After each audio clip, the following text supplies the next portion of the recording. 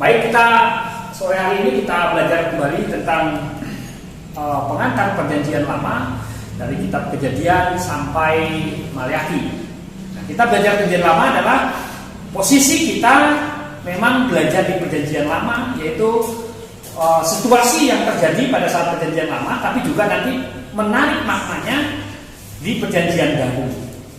Karena situasi pada perjanjian lama juga menjadi dasar nanti apa yang ada di perjanjian baru. Baik. Jadi dasar perjanjian lama itu ditulis karena Allah itu Allah yang berjanji. Nggak ada spidolnya ya. Bisa diambil dulu spidol.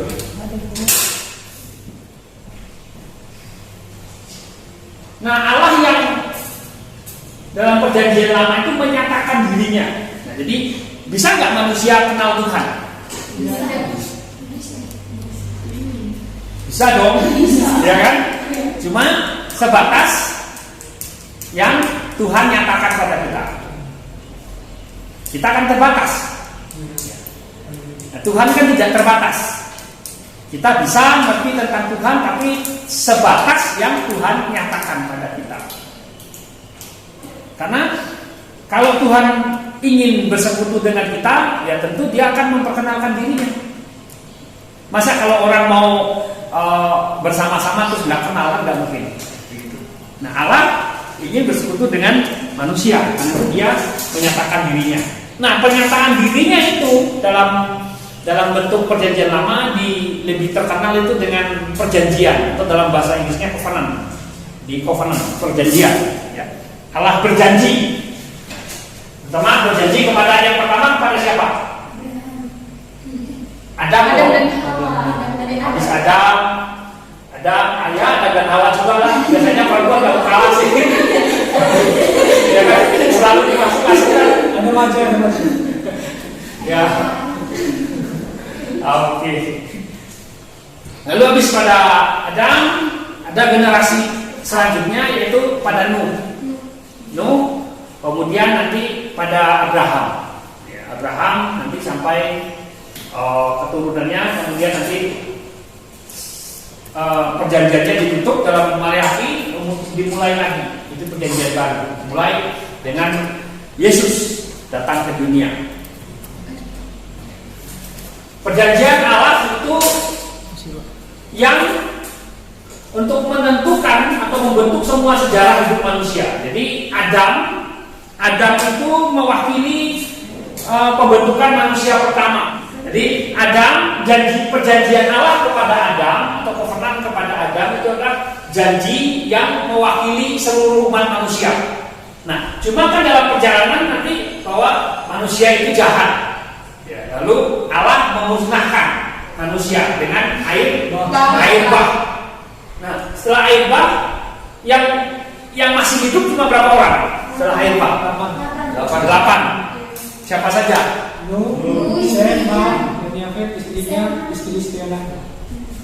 Istri-istri anaknya ya, menantunya ya, gitu ya. Jadi 8 orang.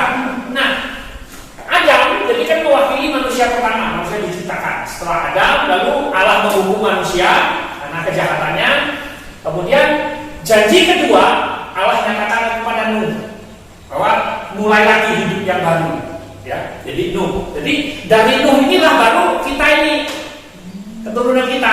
Memang Nuh dari Adam, tapi kan generasi yang lainnya sudah terhapus semua, hanya Nuh. Nah, kita dari Nuh perjanjian lagi, dibarui perjanjian karena manusia kan jahat.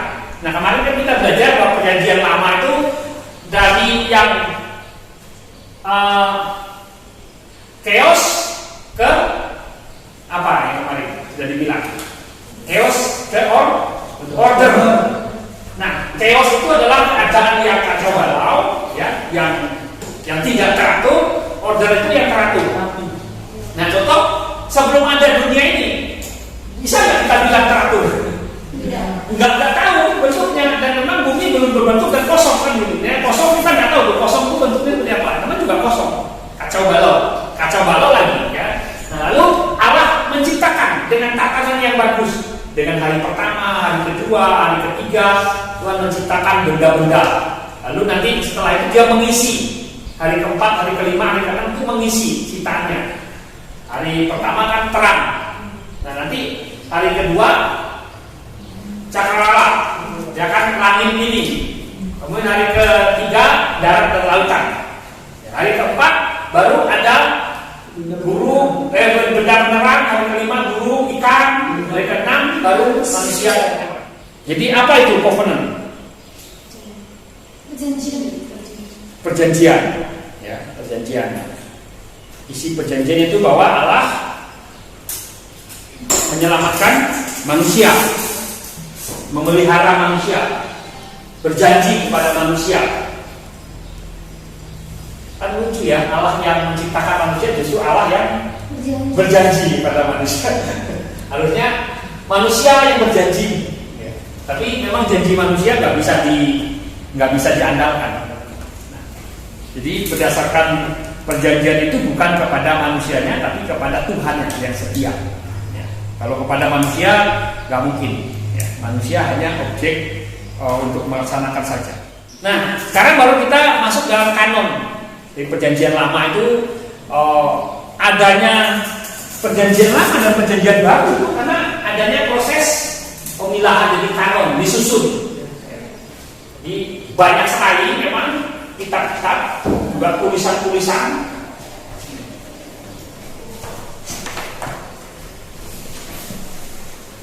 Jadi PL ini terdiri dari banyak, ya, jadi banyak sumber. Tapi dari banyak sumber ini lalu dipilih atau dibuat kanon. Kanon itu adalah alat ukur. Kalau itu penggaris, jadi lurus. Ya, jadi alat ukur yang lurus.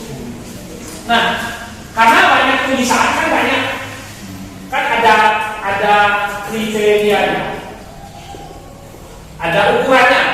Yang mana yang memang itu berotoritas, yang mana yang boleh dijadikan tulisan suci yang memang dipakai oleh Tuhan. Ya. Nah, jadi ada ukurannya, karena memang banyak. Kalau nggak ada ukurannya ini, tidak disaring, maka mungkin bukan 39, mungkin 3039, mungkin juga. Bayangkan Alkitabnya 3039 itu kayak apa tuh? Kita tuh menghafalnya itu. Iya, 39 aja jarang orang yang baca sampai selesai. Apalagi kalau sampai 3000 gitu. Ya. Nah, perjanjian lama sudah dibaca semua. Belum. Nah, bayangkan sebenarnya kan belum baca sampai selesai. Ya kan? Baru 39 loh. Ya, baru di kanan ini ya. Di perjanjian lama. Nah, yang kita perjanjian itu dibaca semua belum? Belum juga. Ya, memang begitulah manusia ya. Untuk Tuhan itu penuh kasih karunia. Cobaan kalau baca. Ya, siap. Obat tidur ya. Iya, tidur ngantuk. Wah, itu nggak ada iman kan? Enggak juga sih ya. Yang penting hidup kita adalah berdasarkan kasih karunia Tuhan ya. Kalau hidup rohani kita tuh berdasarkan kita rajin baca kitab suci, rajin berbuat baik, kemungkinan bakal gak masuk surga semua, masuk neraka semua nih modelnya. Ya kan? Kalau berdasarkan apa yang baik yang kita lakukan. Tapi kasih karunia Tuhan, anugerah Tuhan itu bukan karena berdasarkan kita baik, tapi berdasarkan Allah itu kasih. Kasih dari Allah itu nggak peduli kita memang baik ya bagus buat kita. Kita jelek juga nggak pengaruh kasih Tuhan. Dia tetap memberikan anugerahnya. Cuma nanti di sampai akhir hidup kita kan kita batasnya di dunia ini. Lah kalau kita nggak sadar selama di dunia, ya masuk neraka. Ya nggak tahu juga sih. Harusnya kita sih tahu ya.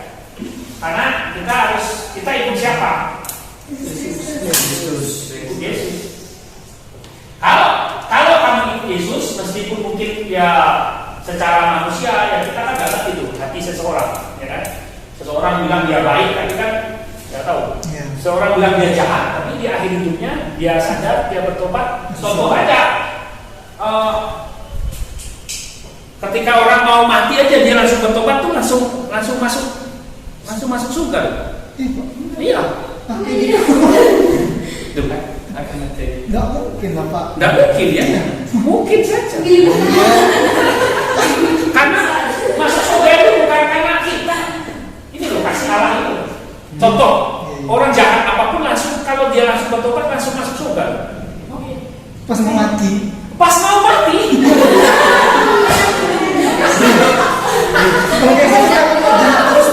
Ya silakan. Silakan. Cuma kamu nanggung hidupnya kalau kamu hidup berbuat jahat, ya kan? Karena surga itu kan nanti setelah kamu mati kan. Tapi ketika kamu berbuat jahat selama kamu hidup, kamu yang menderita di penjara, dikejar polisi, ya kan? Tapi masalah masuk surga nggak ada urusan dengan polisi, nggak urusan dengan penjara. Jadi kalau kamu mau jahat, ya terserah kamu. Kamu aja yang nanggung akibatnya. Dan mungkin ada efek samping buat keluarga dan lain sebagainya. Contoh, orang yang berbuat jahat, ketika dia langsung bertobat langsung masuk surga. Mau contohnya info dari mana? Informasi itu seperti. Mau contohnya baca Matius pasal ketika Yesus disalib dengan dua orang penjahat. Coba. Itu kan beda konteks nggak sih Pak? Sama bedanya. Mau sama-sama jahat. Ada bedanya itu loh. Itu kan manusia disalibkan tiga orang, Yesus di tengah. Nggak tahu yang mana sebelah kiri atau sebelah kanan, yang penting di sebelah Yesus. Nah, yang di sebelah Yesus itu kan satu itu langsung bertobat, nggak mau mati loh. Coba, sempat nggak dia minta maaf sama orang terus minta apa sebagainya? Enggak, loh. Itu buktinya kasih karunia Tuhan. Jadi bukan karena kita baik, bukan karena kita ini kasih Tuhan dulu. Jadi mau terakhir hidupmu sadar ya nggak apa-apa. Cuma selama kamu hidupnya, kalau kamu mencuri, misalnya kalau kamu jahat, ya kamu nanggung akibatnya dong di penjara. Tapi di penjara kan bukan masalah neraka atau surga, betul nggak? Betul. Nah makanya, jadi kalau kamu mau silakan, kamu mau memaknai hidup seperti apa? Kalau kita diberi kesempatan selama kita hidup yang harusnya kita hidup jadi berkat misalnya. Ya ini bagus dong, nanti di surga kita terima pahala. Kalau kita jadi berkat tuh. Kalau kita hidupnya jahat, lalu terakhir kita bertobat, masuk surga nggak? Masuk surga. Masuk surga. Masuk surga. Cuma di surga kita itu istilahnya tidak dapat pahala, tidak dapat apa-apa. Ya masa orang yang baik dengan orang yang jahat sama hadiahnya enggak, sama masuknya tempat. Dia percayanya tuh. Kamu mau coba yang mana?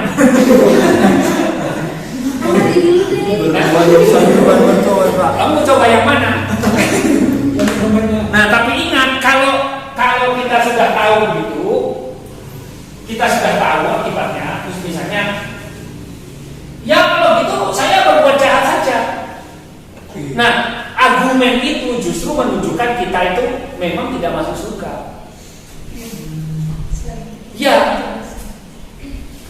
karena orang jahat itu kan, ya mungkin dia nggak ngerti dan sebagainya. Tapi kalau kita sudah tahu, justru kita bilang, wah kalau gitu saya berbuat. Tapi memang itu orang itu jahat sebetulnya.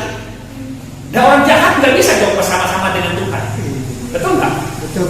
Oh dia tahu kok. Tapi kalau nggak tahu, kan sudah dibilang tadi, sudah tahu nih resikonya, akibatnya.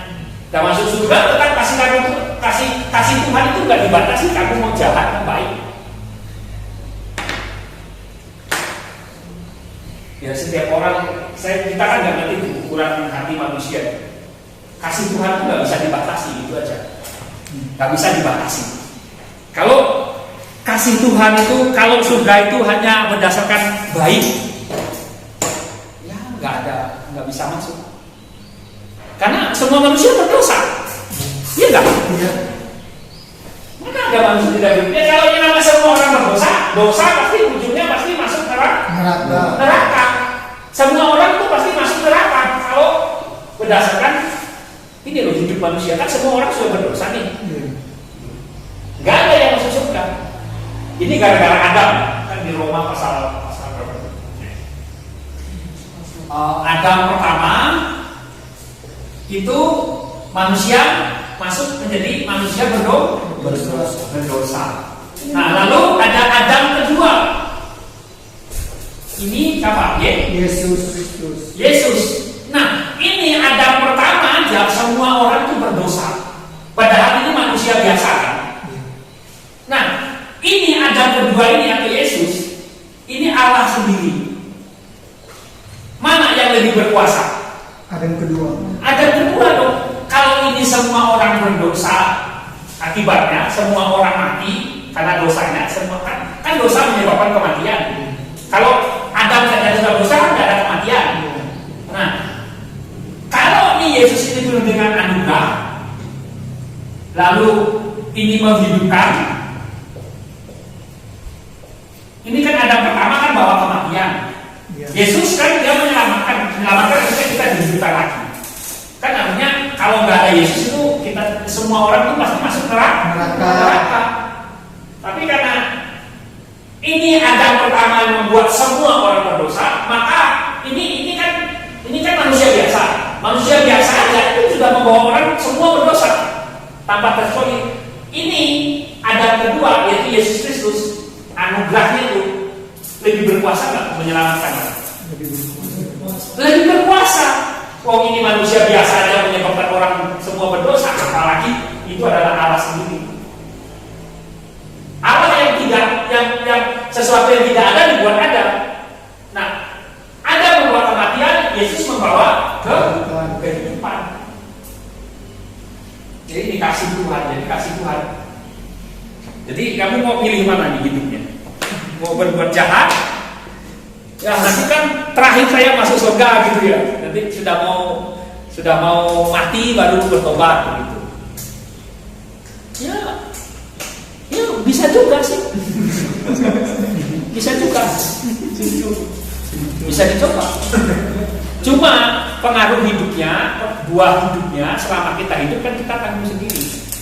Misalnya kalau kita berbuat jahat nih, kita di surga itu bukan pengaruh kita jahat atau baik. Itu adalah kasih karunia Tuhan yang tidak bisa dibatasi. Anugerahnya loh. Jadi kalau kita menganggap bahwa saya ini baik, saya pendeta, saya rohani gitu ya, saya pasti masuk surga. So yang memang yang punya surga siapa? Kan Yesus yang punya surga. Oke. Ada yang mau ditanyakan? Kita tadi belajar tentang kanon ya. Jadi kanon itu adalah pengelompokan berdasarkan mana yang layak ya. Ada ujiannya juga, ada alat ukurnya tadi lurus apa enggak sesuai siapa yang nulis paling tidak harus mereka adalah bicara atas nama Tuhan. Dan memang kualitasnya harus benar. Misalnya dia nabi, misalnya imam, dijelaskan. Jadi jelas. Jadi nggak sembarang. Lalu kalimat-kalimatnya dan memang itu ada alat ukurnya. Ya. Baru terbentuklah kanon PL yaitu 39. Nah kalau dalam kanon Ibrani itu cuma 24 kitab saja. Karena beberapa yang kitab nabi-nabi itu digabung jadi satu. Harusnya kan 39 tapi beberapa ada 12 kitab nabi itu digabung jadi satu saja. Jadi satu istilahnya kan kalau nanti kita belajar dalam PL ada namanya Tanakh. Tanakh itu dari Torah, Nebi'im lalu Ketubim. Ini Torah itu adalah pengajaran ya, hukum. Lalu Nebi'im adalah tulisan nabi-nabi ya, tulisan nabi-nabi. Nah ini adalah tulisan. Ini nabi-nabi. Nah, Ketubim itu tulisan. Jadi di kelompok. Nah, lalu ada, kalau kanon tadi itu kan alat ukur. Nah, tapi pada ini kanon atau tolak ukur ya supaya sesuai dan lurus pengertian teologis kanon itu yang berkaitan dengan kitab suci diungkapkan oleh Athanasius ya, jadi uskup dari Alexandria Mesir. Kanon PL itu memiliki sifat ilham ilahi. Jadi yang jelas alat ukurnya itu harus memiliki ilham. Ilham. Apa itu ilham? Oh, bukan. Ilham itu wahyu ya boleh lah. Atau pengertian, inspirasi dari Tuhan, harus sifatnya ilahi. Tadi Bapak mengatakan salah satu tolak ukur untuk membuat kanon-kanon kitab adalah harus ada nama Tuhan di dalamnya. Ya. Nah, kita perhatikan kitab Ester. Ester itu tidak memiliki nama Tuhan dari pasal yang pertama mungkin sampai ke 10. Jika kita perhatikan itu tidak ada nama Tuhan. Lalu mengapa Ester itu dimasukkan di dalam kitab perjanjian lama? Apa itu sebabnya? Ya. Jadi memang salah satunya memang adalah itu bersifat ilahi. Nah, bersifat ilahi memang kasus di kitab Ester itu tidak ada kata Tuhan Allah atau Tuhan di situ. Nah, namun di balik yang namanya pesan itu kan bukan hanya harfiah saja, tapi di balik berita itu ada yang mau disampaikan. Itu. Nah, alat ukurnya itu adalah lihat, walaupun tidak ada kata Tuhan, tapi ada nggak Tuhan bekerja di situ? Nah, misalnya gitu. Itu kita, walaupun mungkin nggak ada kalimatnya langsung, tapi ternyata kita lihat sejarahnya, perjalanannya itu ternyata ada karya yang lebih besar. Tuhan misalnya, ada Tuhan bekerja. Nah, di mana buktinya Tuhan bekerja? Salah satunya adalah mereka itu kan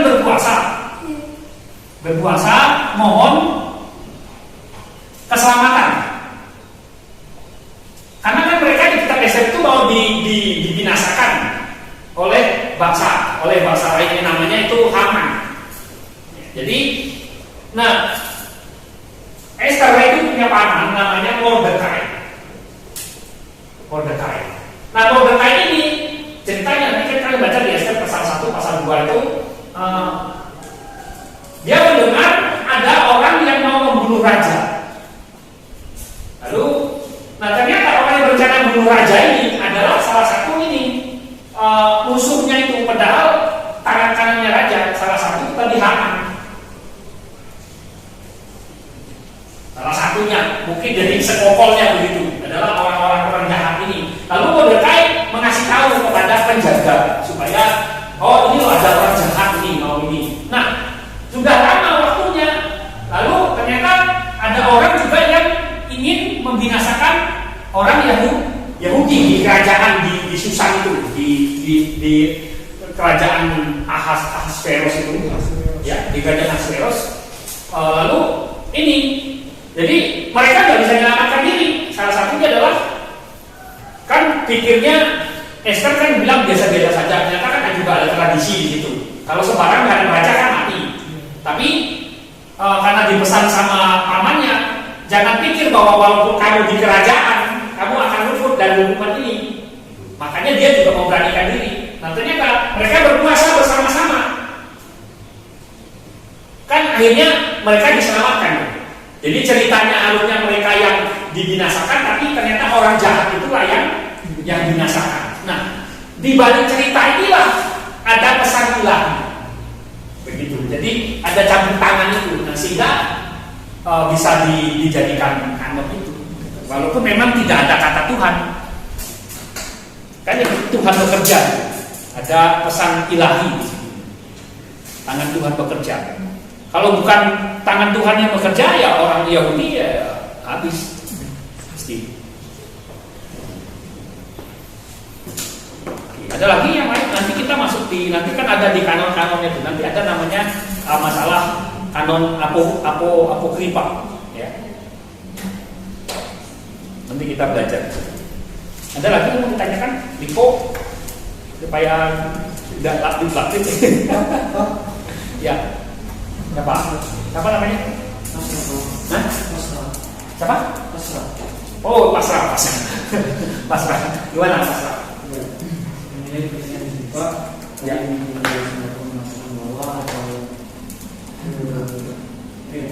Yang jelas. Kalau ditutup tapi yang jelas. Oh iya. Dari penjelasan Bapak tadi mengatakan bahwa orang yang dulunya berdosa itu tidak bertobat saat dia langsung bertobat, maka dia bisa mendapat jaminan hidup selamat atau mendapatkan surga. Ya. Nah, yang dari penjelasan itu Pak, bagaimana kita bisa mengetahui bahwa kita bisa mendapatkan surga, sementara bagaimana cara kita sebelumnya menebus dari kesalahan-kesalahan yang telah kita berbuat sebelumnya. Nah, sementara di Alkitab mengatakan bahwa apa yang Anda kabur maka itu yang Anda tuai. Nah, Bagaimana kita bisa masuk surga? Ya. Bagaimana kita bisa masuk surga? Padahal masih belum bertobat. ukuran dunia apa yang kita tabur atau tanam itu yang Kita tuai. dituai. Jadi ada sebab, ada akibatnya, betul nggak? Ya. Ada sebab, ada akibatnya. Nah jelas, padahal yang lebih banyak manusia ini sebabnya apa? Sebabnya yang paling banyak adalah kalau manusia itu adalah jahat. Anggap aja berdosa. Cuma kan ukuran jahatnya itu kan banyak tuh. Kita nggak bisa menilai. Tapi karena orang itu berdosa pasti ya masuk neraka. Tapi kebanyakan manusia ya melakukan kejahatan. Cuma ada ukurannya dari 1 sampai 10 misalnya. Nah mungkin kalau yang pasrah ini dia jahatnya cuma 2 misalnya. Tapi ini siapa sih namanya? Hari 1 lah misalnya. Ya kan? Nah nanti dia tambah jadi 5 misalnya. Ya terserah dia. Ya kan? Mungkin nanti sampai 10 ini udah lengkap nih kejahatannya. Tapi di akhir hidupnya bertobat. Nah, Berarti manusia baru. masuk surga nggak ya? Masuk surga. Masuk surga ya. Nah, bagaimana kita tahu bahwa kita bisa masuk surga? Kalau kita manusia sih nggak tahu. Makanya Tuhan kasih cara. Kan kita nggak tahu. Kita kan ini manusia kan harusnya binasa. Kita nggak punya cara sudah. Perbuatan baik yang kita lakukan ternyata juga nggak bisa menyelamatkan kita. Apa karena perbuatan kita? Nah, bedanya memang kekristenan dengan agama lain itu adalah mereka mencari keselamatan dengan usaha. Entah itu dengan berbuat baik kepada dewa atau berbuat baik kepada sesama, bahkan hidup saleh, ya, tidak melakukan kejahatan, bahkan bisa memberi. Itu usaha mereka untuk bisa masuk surga. Nah, tapi kekristenan tidak. Kekristenan itu masuk surga itu mau kita baik mau jahat nggak ada masalah. Hanya masalahnya adalah masalah ketika kita hidup di dunia ini. Kalau harusnya kita jadi berkat ya lebih bagus. Nanti kan kekristenan perbuatan baik itu bukan untuk masuk surga, tapi untuk dapat pahala. Masuk surga itu adalah iman berdasarkan kasih karunia atau anugerah. Kan Efesus pasal 2 ayat 8 dan 9. Lalu perbuatan baik ini, pahala ini adalah kita kalau kita jadi orang Kristen, kita harus melakukan itu. Ya, di ayat 10-nya yaitu berbuat baik. Berbuat baik bukan untuk kita selamat. Tapi untuk memang kita diciptakan supaya kita berbuat baik untuk mengelola. Ya, mengelola dunia ini. Adam diciptakan untuk mengelola dunia ini. Itu namanya perbuatan baik. Kalau dia nggak mengelola dunia, nggak memberikan nama-nama kepada makhluk ini jahat namanya. Dia diberikan tugas tapi nggak dilaksanakan, itu kan orang jahat. Coba, berapa banyak kita jahatnya? Disuruh tugas ini, disuruh tugas itu tapi nggak dilakukan. Jahat. Jahat. Nah, tapi coba baca Efesus pasal 2 ayat 8 dan 9. Sebab karena kasih karunia kamu diselamatkan oleh iman, itu bukan hasil usahamu tetapi pemberian Allah. Itu bukan hasil pekerjaanmu. Jangan ada orang yang memegahkan diri. Ya, jangan ada orang yang memegahkan diri. Jadi bagaimana kita selamat? Secara manusia kita nggak bisa caranya. Satu-satu caranya adalah Tuhan Yesus yang tahu. Tuhan Yesus. Nah, inilah yang menjadi dasar. Nah, bagaimana kita bisa sampai masuk surga ini? Yesus itu kan berasal dari surga, betul nggak? Betul. Yesus berasal dari surga, asalnya dari surga.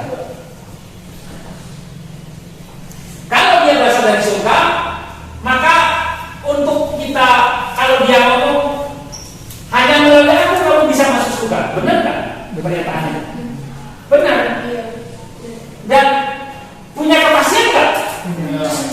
Dan pasti nyampe nggak? Pasti. Contoh misalnya, saya kalau ke Nias, saya mau berangkat sendiri bisa tersesat nggak? Bisa. Tapi kalau misalnya saya ikut si siapa pasrah, pasti nyampe nggak? Pasti nyampe. Kalau saya pergi ke Nias, memang bisa nyampe, tapi nggak tahu lewat mana, terus agak tersesat di mana bisa dulu. Tapi kalau sama dia itu pasti nyampe. Karena dia belum Nias kan gitu kan? Nah sama, kalau kita mau ke surga ikut Yesus, ya, pasti nggak? Pasti. Nah kita kan tadi kita nggak tahu nih caranya masuk surga. Sekarang Allah sendiri memberitahu lewat Yesus. Nah makanya kita masuk surga itu karena ikut Yesus. Di mana kita tahu kamu masuk surga? Yesus sudah dasarnya. Jadi bukan karena kita berbuat baik atau berbuat jahat, tapi ini kamu Yesus sudah. Dan kalau kamu ikut Yesus ini, Tuhan akan menuntun kamu. Ya walaupun kamu tadi kita ini kan manusia ini kan senangnya yang senang-senang, yang menyenangkan, yang untung buat kita, walaupun itu merugikan orang lain dan gitu kan. Jahat itu kan merugikan orang lain. Nah kita kan maunya kita senang aja. Tapi kalau kita nanti Yesus akan menuntut kita dengan rohnya, dengan roh kebenaran. Itulah yang nanti akan memampukan kita untuk hidup benar. Ya silakan. Yang tidak berkepentingan dengan pakaian dan lain sebagainya silakan. Ya.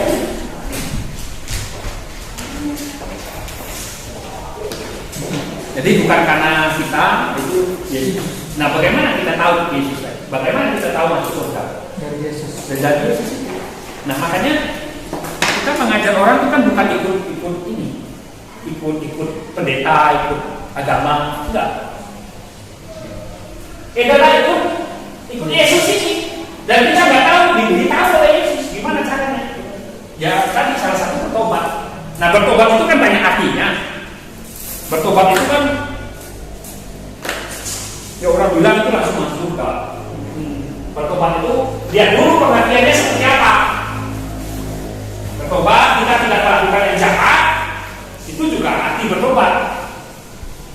Tapi dimaksud bertobat adalah kita tidak melakukan yang jahat dan kita dulunya kita mengikuti hati kita, tapi kita berbalik kepada Allah.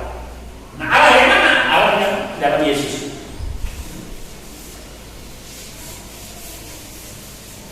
Jadi bagaimana kita tahu masuk surga?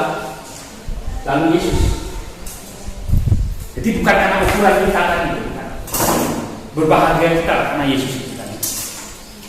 Gak ada orang yang baik satupun di dunia ini kata Rasul Paulus. Semua orang telah berbuat dosa. Ya dosa itu gak ada yang baik. Sebaik-baiknya manusia, ya sudah rusak, sudah berdosa. Tapi kasih Tuhan tadi anugerahnya. Karena surga itu adalah berdasarkan kasih Allah. Makanya nggak ada dasar perbuatan baik kita tuh nggak ada. Nah kalau kita berbuat baik, nah kalau gitu buat apa saya berbuat baik? Ada nggak hasilnya? Ada. Tapi bukan buat kita masuk surga, bukan. Hasilnya adalah ya kita memang jadi berkat di dunia ini. Nanti pahala kita di surga juga ada. Kan Tuhan nggak berhutang. Ya lebih baik berbuat baik ketimbang berbuat jahat. Gitu aja. Oke, ada yang lain? Oke, ada yang mau ditanyakan? Siapa namanya? Hah? Oh iya, nota tema. Gimana nota tema? Kata juga kamu menjelaskan bahwasanya orang jahat itu setelah bertobat maka akan mendapatkan surga. Lalu di balik itu ada kutipan lagi bahwasanya itu perbuatan itu berbeda-beda konteksnya. Lalu yang saya tanyakan di situ perbuatan apa yang kita gunakan atau yang kita pakai untuk mendapatkan surga itu? Pertobatan apa? Dalam siapa dia?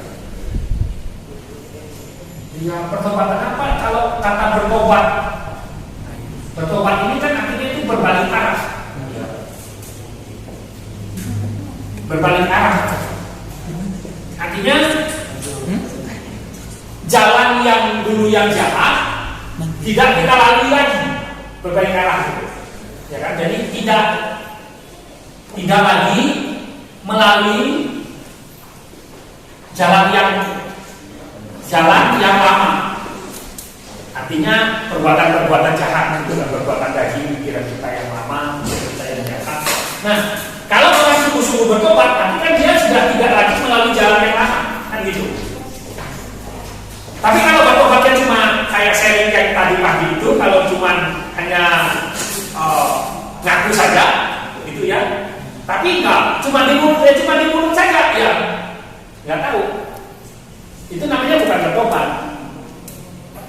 Nah, jalan bertobatnya seperti apa? Ya bertobat ya memang ya nggak ada lagi masuk yang lain, berbalik arah itu. Nah, misalnya sekarang udah pada bertobat enggak? Sudah. Nah itu.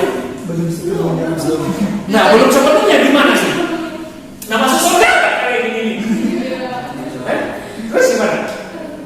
Ayo. Lo yakin gak sih kamu masuk surga ini?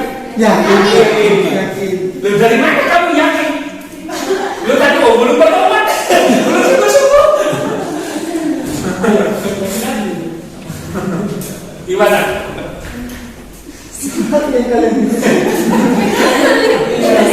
Gimana? Ini cuma kamu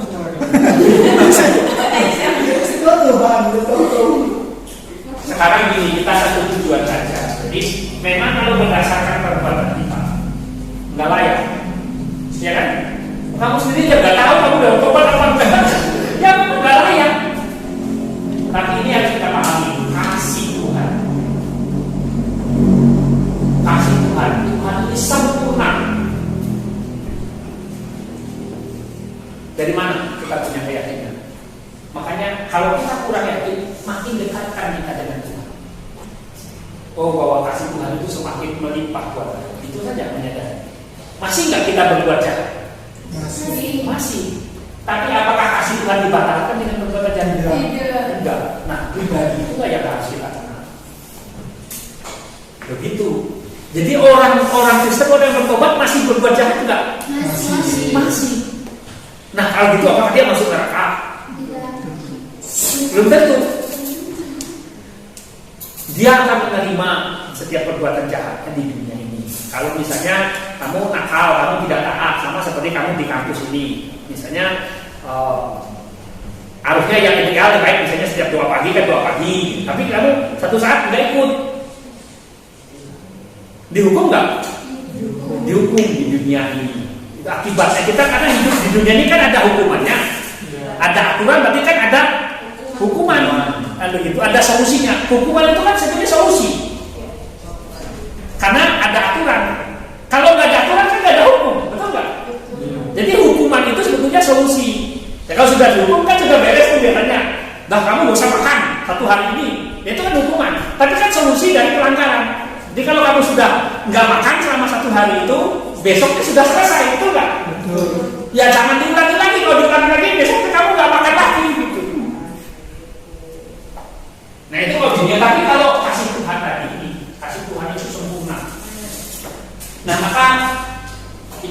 jadi satu-satunya ukuran kita, keyakinan kita adalah berdasarkan kasih Tuhan. Makanya keselamatan kita itu bukan karena perbuatan manusia, bukan. Sekali lagi ada berdasarkan Tuhan.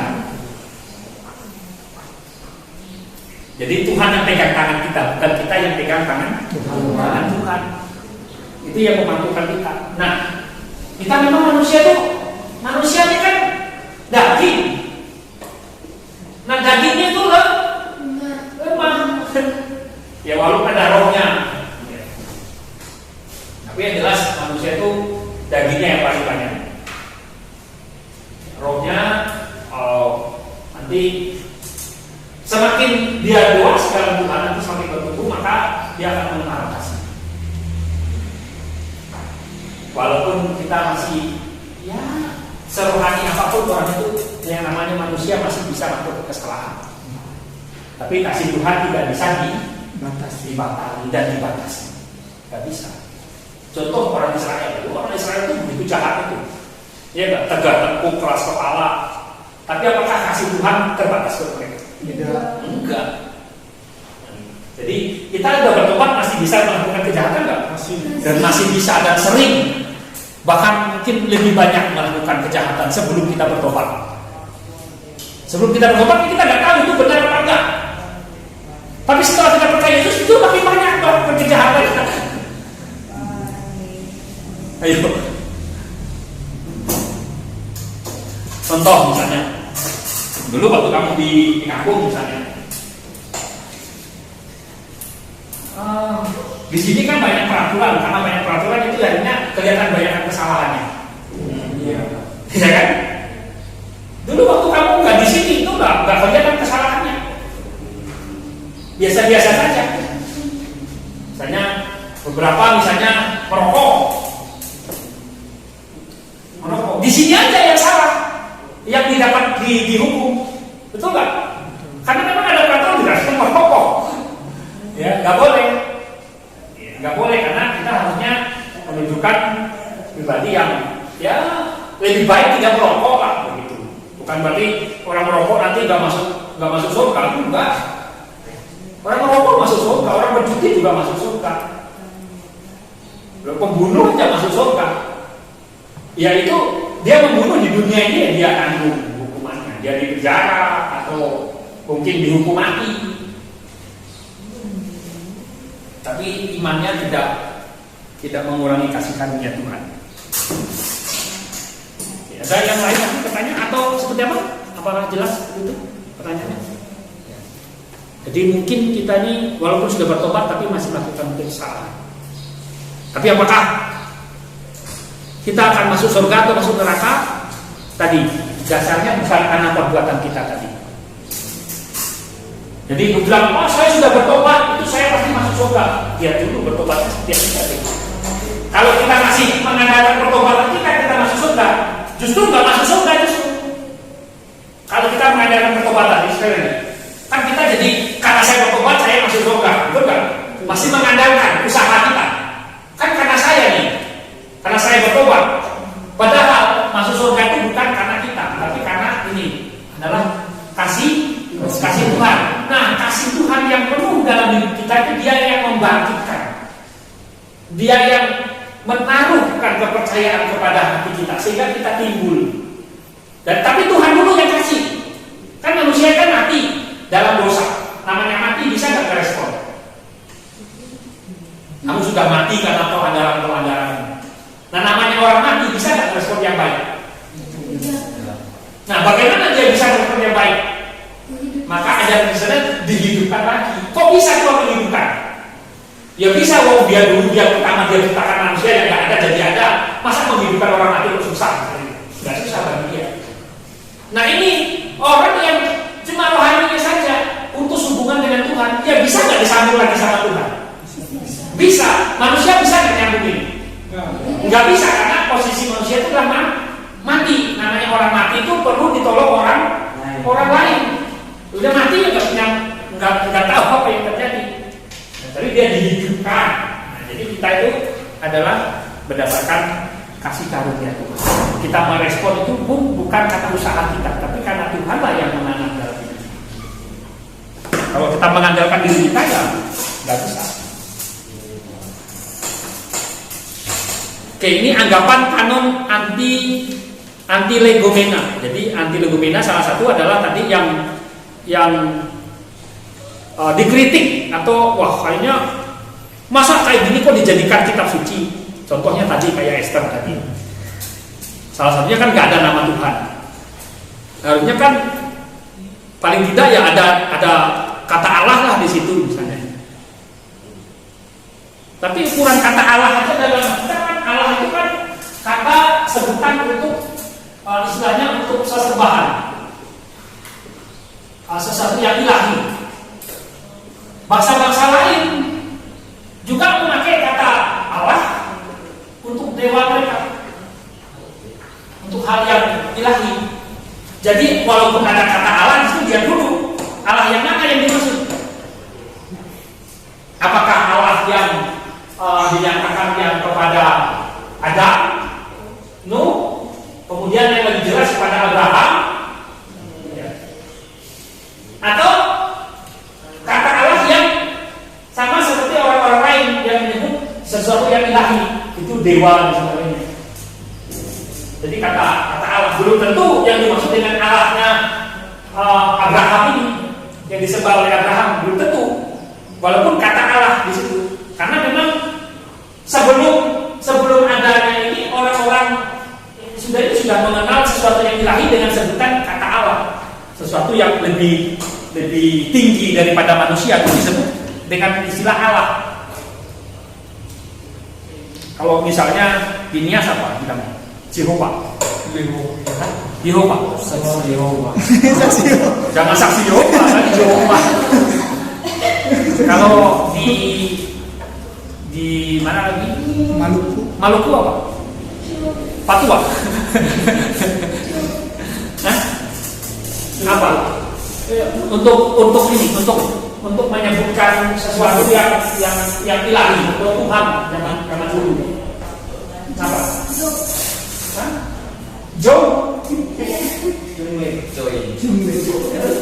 Lebih besar. Kalau di sini misalnya kita kan dewa itu kan berarti kan sesuatu yang di atas manusia kan, dewa kan, yang berkuasa misalnya.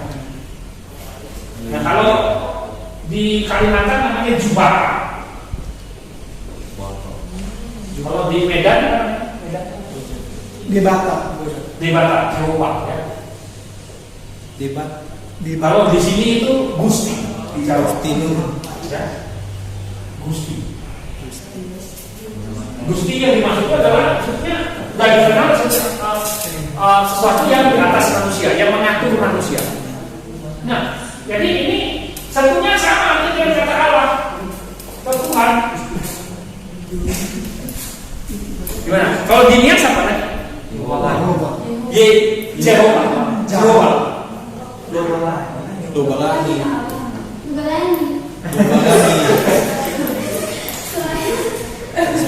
Apa di sana? Kata Tuhan apa di sana dulu orang Maluku juga?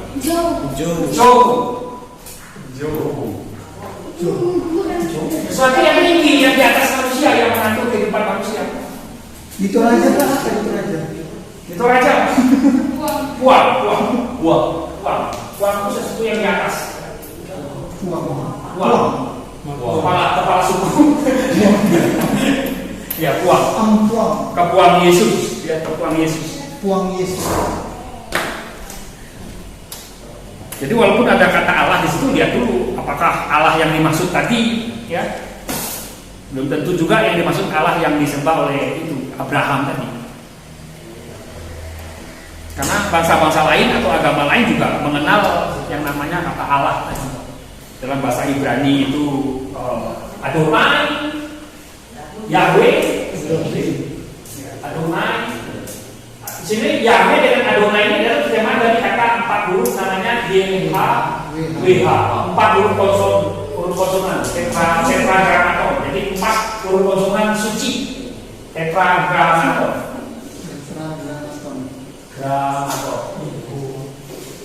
Nah, ini lafalnya nggak jelas. Karena nggak ada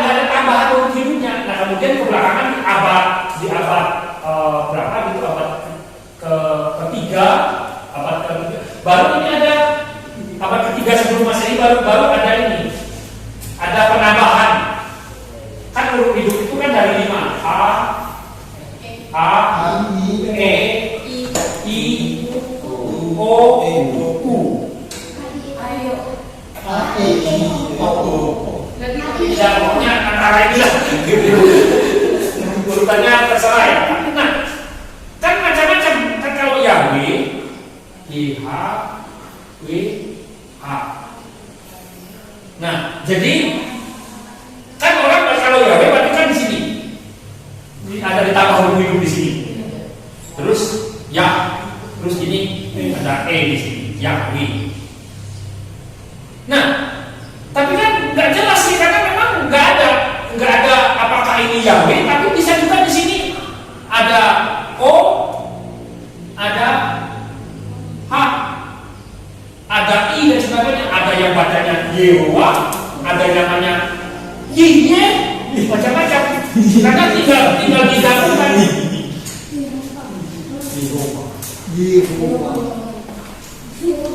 Karena memang kata ini tidak boleh sembarangan disebut. Makanya terjemahkan ya ada yang beberapa dari orang-orang Yahudi jadi melafalnya dengan kata Yahweh. Tapi ada juga dengan Haleluya dan pujilah Tuhan. Jadi pujilah Tuhan dari kata pujilah Yahweh, pujilah Tuhan. Nah makanya biasanya kata YHWH ini diganti dengan istilah Adonai atau Elohim. Nah tapi kata Adonai dan Elohim ini sebetulnya sudah dikenal oleh bangsa-bangsa lain sebelum orang Israel ada. Mereka sudah pakai kata Elohim tentang menyebut dewa. Jadi bukan yang dimaksud tentang Tuhan yang bisa kami. Mereka itu kenal dengan Elohim adalah penguasa dewa yang tertinggi, dewa langit lah apa sebagainya. Ada lagi yang mau ditanyakan?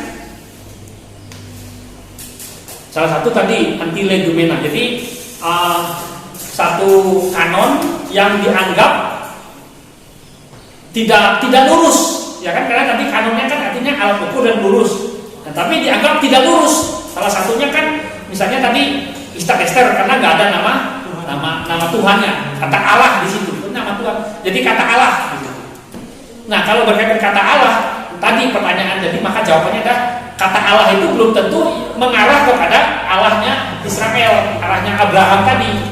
Karena patokannya yang di situ adalah Allah Abraham, Ishak, Yakub. Ini patokannya.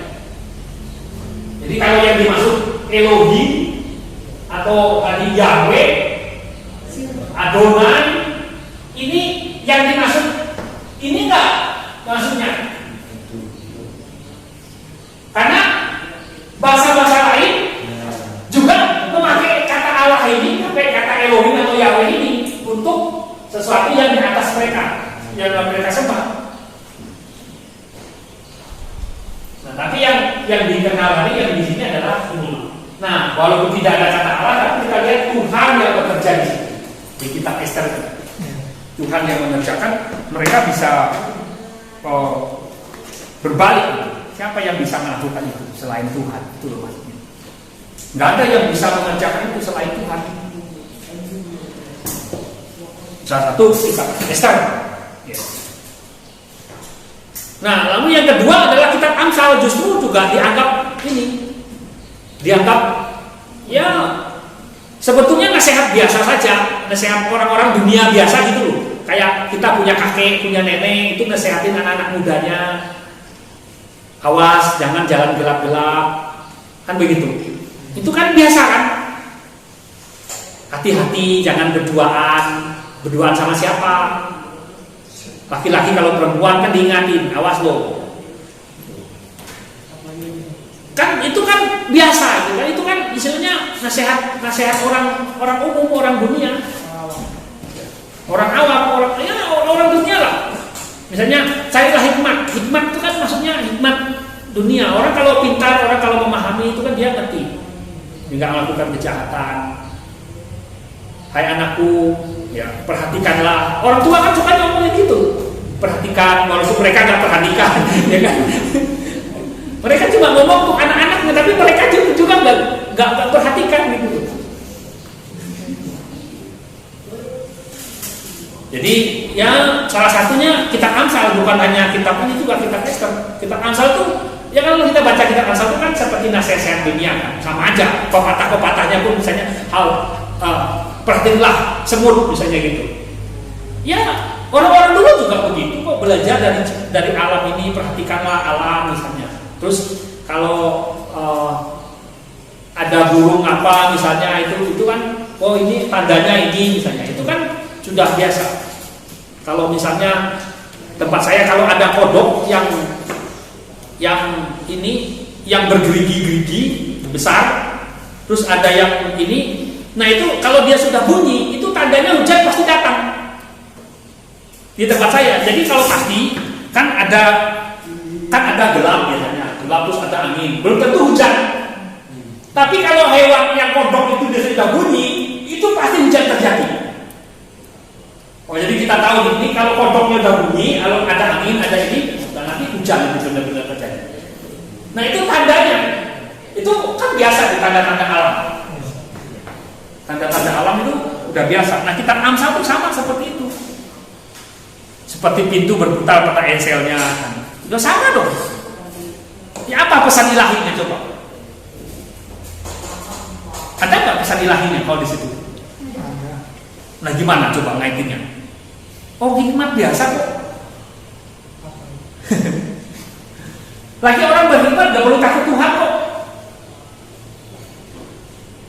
Orang berhikmat harus takut Tuhan.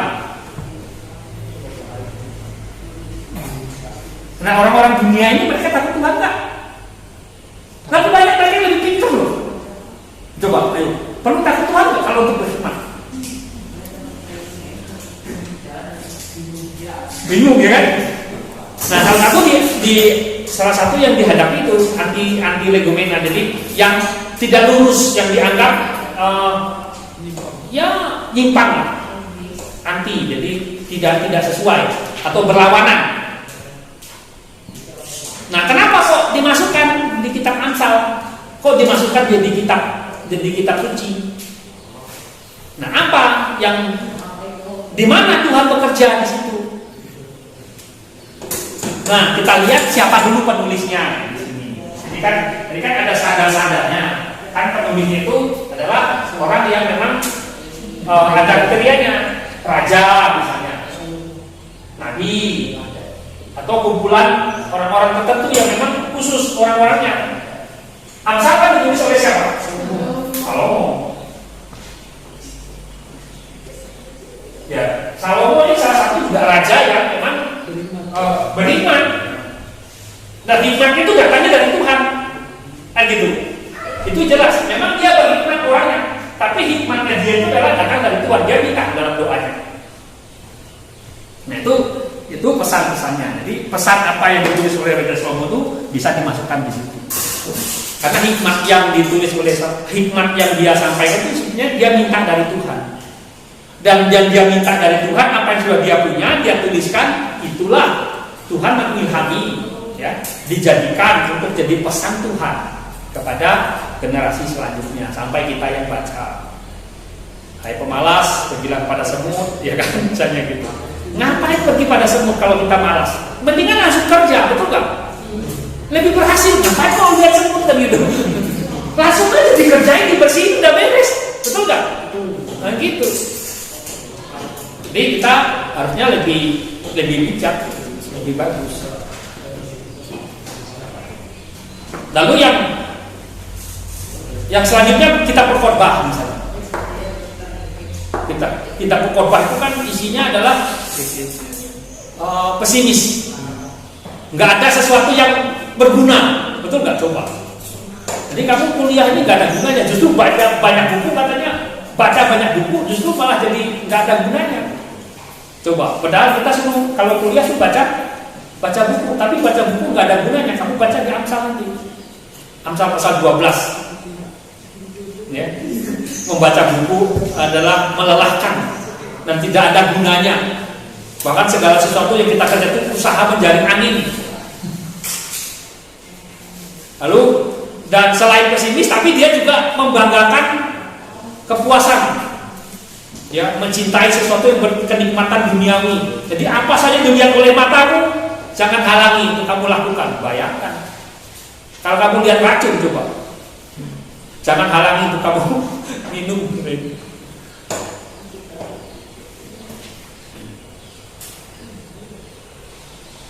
Lalu yang selanjutnya misalnya Kidung Agung. Kidung Agung itu kan nanti berisi tentang cinta, cerita tentang cinta birahi yang vulgar. Coba, kadang-kadang kita laki-laki atau pas ada cewek juga tuh ya baca Kidung Agung, kita jadi agak suka tuh pas ada baca berapa ayat itu yang kita gak enak dengarnya.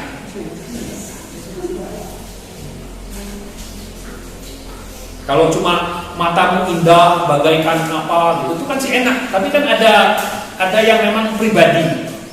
Nanti orang yang laki-laki itu membayangkan apa gitu, jadi terjadi dosa, betul nggak?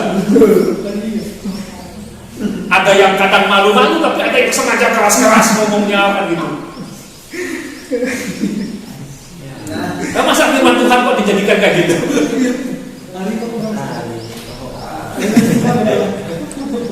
Ayo, ya kita nggak tahu motivasi seorang ya. Malu juga masih masa muda mungkin. Yaitu Kidung Agung. Lalu kitab Yehezkiel. Yehezkiel ini cerita tentang sesuatu yang bersifat puitis, penglihatan yang aneh-aneh. Ada ini salah satu nih. Ini kitab Yehezkiel ini salah satu. Ini yang namanya keruk. Ini kan benda aneh nih, hewan aneh. Ada yang jadi satu hewan itu punya 4 wajah. Bayangkan satu hewan punya 4 wajah. Satu makhluk 4 wajah. Satu wajahnya manusia, wajah singa, terus wajah raja wali, terus wajah lembu atau sapi. Satu, aneh nggak? Aneh. Pernah lihatnya kayak gitu? Belum, tapi di kitab Yehezkiel ada. Lalu ada satu makhluk ini yang tubuh semuanya itu isinya mata. Di kitab Yehezkiel nanti isinya mata. Itu katanya disebut mata Tuhan, nggak pernah tidur. Jadi memang mata itu nggak pernah tidur. Itu satu makhluk. Lalu yang kedua, yang selanjutnya ada makhluk yang dia kalau berjalan itu nggak mundur. Pokoknya dia kalau jalan lurus tuh, nggak tahu. Nggak mundur. Jadi nggak belok-belok. Pokoknya jalan kalau jalan ke depan terus, kebayangkan. Seberapa besar dunia ini? Seberapa ini kalau dia lurus terus jalan, nggak pernah lurus terus. Ayo, di mana batasnya? Misalnya dia, ini kita kan dunia kan terbatas ya. Kalau dia lurus ini kan kita bentuk, betul nggak? Tapi kita berkata dia kalau dia berjalan tidak pernah berbalik, terus jalan terus. Nah ini itu jelas bahwa ini indikasi mungkin yang cerita dasar Columbus bilang apa itu Galileo bilang bahwa dunia ini bulat. Jadi bukan datar kayak dunia. Jadi kalau dunia bulat ini kita jalan ke sini kan nanti kita kembali lagi ke titik ini, betul nggak? Dan dalam kekekalan juga tidak ada batasnya, makanya dia bisa lurus terus.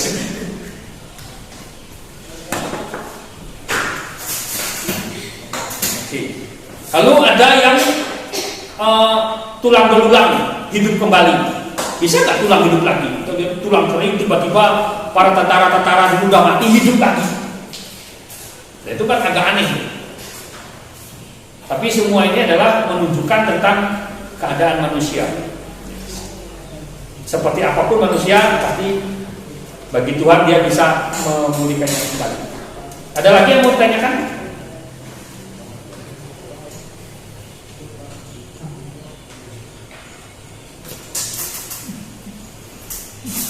Jadi nanti kalian bisa baca aja.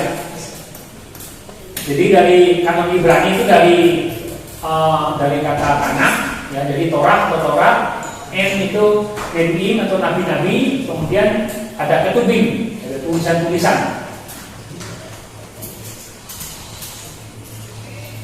Nah, nanti yang sudah baca nanti akan tahu. Ini kanon-kanonnya. Ya. Ini kanon Protestan, ya. Yang kita pakai di kitab suci. Ini yang kita yang 39. Jadi terbagi dari Pentatuk. Apa itu Pentatuk? Juga kita. Kitab.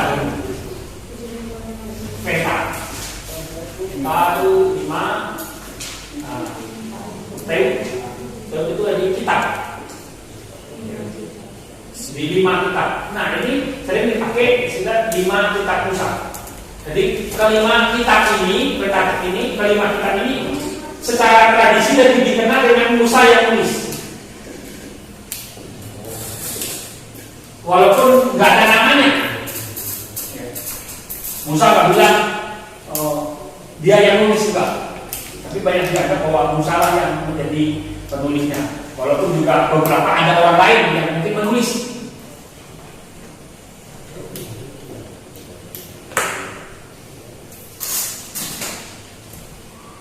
Lalu ada kitab sejarah, kemudian Syair dan Hikmat, ada nabi-nabi besar dan nabi kecil.